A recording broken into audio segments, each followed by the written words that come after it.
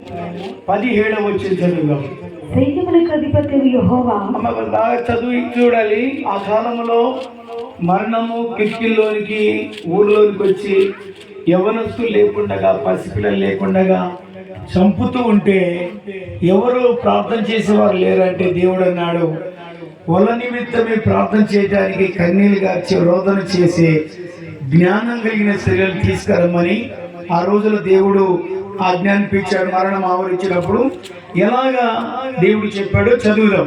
సైన్యములకు అధిపతి యెహోవా, సైన్యులకు అధిపతి అయిన యెహోవా ఇలాగ సెలవిస్తున్నాడు, ఆలోచించండి, రోదనము చేసే స్త్రీలను కనుగొనుడి. ఎవరైనా భూమి మీద రోదన చేసే స్త్రీలను కనుగొనండి, వాళ్ళని పిలవనంపండి. తెలివి గల స్త్రీలను కనుగొనుడి, తెలివి కలిగిన స్త్రీలను కనుగొనండి, వాళ్ళని పిలవనంపండి. మన కన్నులు కన్నీళ్లు విడిచినట్లుగా మనం కఠినమైపోయినాం, కాసినతనం అయిపోయినాం, కన్నీళ్లు దైవ సంబంధమైన కన్నీళ్లు కాచుకోకున్నాం. మనం కన్నీళ్లు కాచుకుంటే వాళ్ళు రోదన చేసే స్త్రీలను కనుగొనండి. మన కనురెప్పల నుండి నీళ్లు ఒలుకున్నట్లుగాను, మన కనురెప్పల నుంచి వాళ్ళు ఏడుస్తూ ఉంటే మనం కూడా ఏడ్చడానికి అలాగా రోదన చేసే స్త్రీలను పిలిపించుకురండి. వారు త్వరపడి మన కొరకు రోదన చేయవలెను. మన కొరకు వాళ్ళు రోదన చేస్తున్నప్పుడు మనం వలసపోయామే, సిగ్గునందితిమే, మనం ఇప్పుడు సిగ్గునొందుతున్నామే. వారు మన నివాసములను పడగొట్టగా, మన నివాసాలు పడగొడుతున్నారే. మనము దేశం విడవలసి వచ్చినది. సియోనులో రోదన ధ్వని వినబడుచున్నది. స్త్రీలారా యెహోవా మాట వినుడి, దేవుని మాట వినండి. మీరు చెవి యొగ్గి ఆయన నోటి మాట ఆలకించండి. ఆయన నోటి మాట మీరు ఆలకించండి. ఈ కుమార్తెలకు రోదనము చేయ నేర్పుడి. ఈ కుమార్తెలకి రోదన చేసేది నేర్పండి. ఒకరికొకరు అంగలార్పి యుద్ధ నేర్పండి. వీధులలో పసిపిల్లలు లేకుండాను, రాజమార్గములలో యవనస్తులు లేకుండాను, వారిని నాశనము చేయుటకై మరణము మన కిటికీలను ఎక్కుచున్నది. మరణము మన కిటికీల ఇళ్ళలోకి ఎక్కుతున్నది. మన నగరులో ప్రవేశిస్తున్నది. అంత దయచేసి చూడాలి. ఒక మరణం ఆవరిస్తుందంటే, ఒక మరణం మన ఈదిలోకి వచ్చిందంటే, పసిపిల్లని చంపేస్తుందంటే, యవనస్తులను చంపేస్తుందంటే, ఒకవేళ అప్పుడు దేవుడు అన్నాడు, రోదన చేసే స్త్రీలు తీసుకురండి.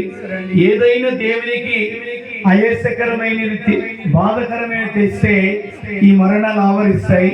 ఒకవేళ దేవుడు మరలా జాలి పడాలంటే ఆ మరణం నీ యవనస్తులను చంపకుండా, నీ పసిపిల్లలు చంపకుండా ఉండాలంటే రోదన చేసే స్త్రీలను తీసుకురమ్మని వాళ్ళు ఆ రోజులలో కుప్పల శవాలు పడితే దాన్ని పూంచే వాళ్ళు లేకపోతే దేవునికి మొదలుపెడితే ఆ మరణమే లేకుండా చేశాడు. చప్పలు కొడతాం, గట్టిగా చప్పలు కొడతాం.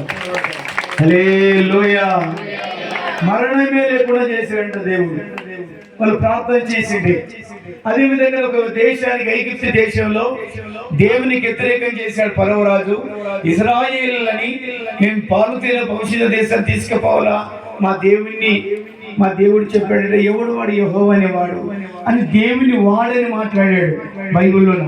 ఫరోరాజు 3000 సంవత్సరాలు ప్రపంచాన్ని ఏలింది ఐగుప్తు దేశం. మేము ప్రపంచాన్ని 3000 సంవత్సరాలు ఏలేమే, మా చేతుల నుంచి విడిపించే మనగాడు ఎవడున్నాడు? అసలు ఎవడు యెహోవా అనేవాడు అని వాడని మాట్లాడాడు దేవుడిని ఫరోరాజు. దేవుడు ఏం చేశాడు తెలుసా? ఇశ్రాయేలుని విడిపించడకు, ఆ కఠినమైన కొలిమిలోంచి వాళ్ళని విడుదల చేయడానికి ఏం చేశాడంటే, ఇశ్రాయేలులారా మీరందరూ పండుకోండి, రక్తం అంటే పోటీలు పోసుకొని మీ ఇళ్ళకి రక్తం పోసుకొని పండుకునండి. ఈ రాత్రి ఆ ఇంటి మీదకి మరణ దూత వస్తుంది. ఆ మరణ దూత ఇంటి మీద ఎప్పుడైతే వాళ్తుందో పండుకుని చచ్చిపోతారు అని దేవుడు చెప్పినట్టుగా బైబిల్ ఉన్నది. ఆ రోజున రాత్రి పండుకున్నారు అందరూ. ఐగుప్తు దేశంలో ఇశ్రాయేలు రాత్రి సంహార దూత వచ్చింది. ఐగుప్తు దేశం మీద వాలిన సంహార దూత ఎక్కడెక్కడ పండుకున్న యవ్వన బిడ్డలందరూ ఐగుప్తు దేశంలో చచ్చిపోయారు. పండుకుని రాత్రి లేచారు, మా కొడుకు చచ్చిపోయినాడు, మా కూతురు చచ్చిపోయిందని ఓ కేకలు పెట్టి ఏడుస్తున్నారు. ఒక్కరు కాదు, ఇద్దరు కాదు, ఐగుప్తు దేశంలో లక్షలాది ఇల్లులో శవము లేని ఇల్లు లేకుండా చేశాడంట.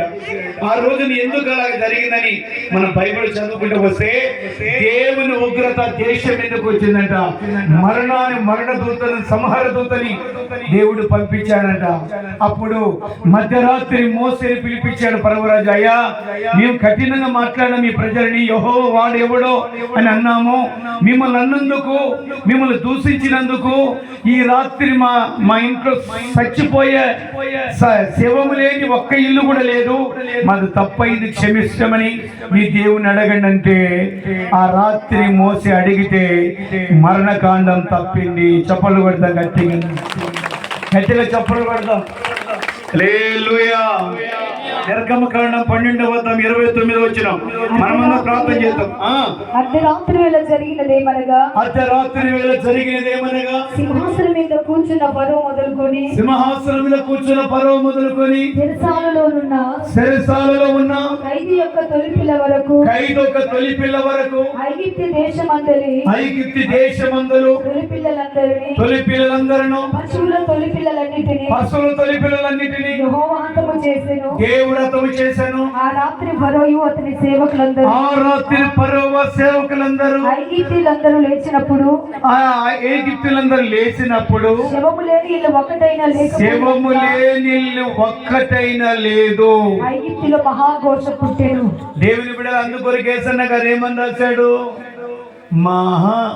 మనసాక్షిని శుద్ధి చేసినని సంహారాన్ని తప్పించావు. ఒక సమరదూత గాని ఒక ఇంటి మీద వాళ్ళంటే ఎవరైనా చచ్చిపోతారని బైబిల్ చెప్తుంది. అదే మరణకాండం. ఈ మరణకాండాలు ఐగుప్తు దేశంలో వచ్చినప్పుడు శవము లేకుండా జరిగితే ఫరోరాజు పశ్చాత్తాపడి ఒప్పుకుంటే ఆ మరణకాండం ఆగిందని బైబిల్ చెప్తుంది. ఇరిమే కాలంలో కూడా కిటికీలలో ఇండ్లలోనికి మరణం వచ్చి పసిపిల్లలు యవనస్తులు చంపేస్తుంటే వాళ్ళందరూ రోదన చేస్తే దేవుడు తప్పించాడట. దేవుని బిడ్డలారా, మన ఊరు చాలా గొప్పది, చాలా వేలాది ప్రజలు ఉన్నారు. ఈ మరణకాండం వచ్చినప్పుడు కేవలము మంత్రికుల కాడికి, గాలిదొర కాడికి, శోధ కాడికి వెళ్తారు కానీ భూమిని ఆకాశాన్ని సృష్టికర్త అయిన దేవుని కాడ పాపిని పశ్చాత్తాపడి ఒప్పుకుని ఆ మార్గం, ఆ దశ కొందరికి తెలుసు కానీ ఆ బైబిల్ చదివిన వాళ్ళకి తెలుస్తుంది కానీ ఎవరికంటే ఎవరికి తెలియదు.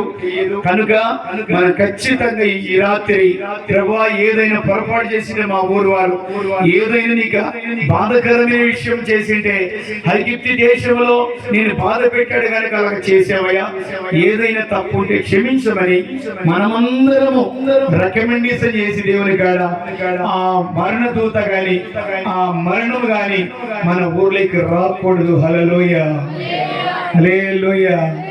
అందరి చేతులు పైకి లేపుదాం. ఇప్పుడు అందరూ నోరు తెలిసి ప్రార్థన చేద్దాం. మన యవనస్తులు చనిపోకూడదు, మన పసిపిల్లలు చనిపోకూడదు. వాళ్ళు దేవుడు ఎన్ని రోజులు బ్రతికించాలని లెక్క చేశాడో అన్ని రోజులు క్షేమంగా సంతోషంగా ఉండాలి. అందరి చేతులు పైకి లేపండి. దయచేసి ఎవరు కూడా మౌనంగా ఉండకూడదు. యేసయ్యా నీకు స్తోత్రం చెప్పండి. అందరి చేతులు పైకి లేపండి. ఒకరి ప్రార్థన ఉన్న దేవుడు వింటాడు. నోరు గట్టిగా ఎవరు కూడా కళ్ళు